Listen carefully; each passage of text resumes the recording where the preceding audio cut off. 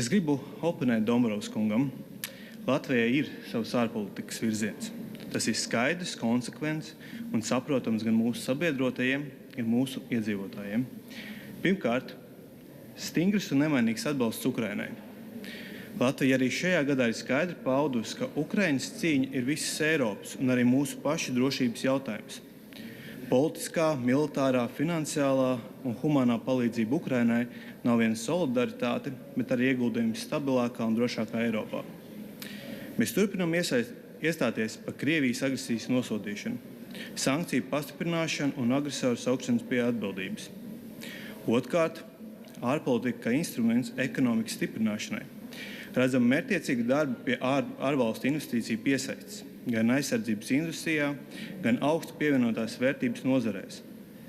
Latvija arvien biežāk tiek uzsvērta kā uzticams partneris drošai investīciju videi un daļa no stabilas Eiropas Savienības un NATO telpas. Tas tiešā veidā ietekmē gan mūsu ekonomikas izaugsmi, gan darba vietas un iedzīvotāju labklājību. Treškārt, ārpolitikas pienesums sabiedrības labklājībai. Starptautiskā sadarbība, eksporta tirgus paplašināšana un Latvijas atpazīstamības stiprināšana nozīmē lielākus ienākumus valsts budžetā, iespējas finansēt izglītību, veselības aprūpi, sociālo un militāro drošību un citas būtiskas nozares.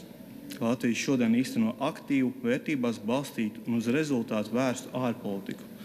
Mēs esam skaidrā rietumu pusē ar skaidru nostāju drošības jautājumos un pragmātisku skatījumu uz ekonomikas attīstību. Tieši šāda ārpolitika stiprina gan mūsu drošību, gan valsts izaugsmi ilgtermiņā. Paldies!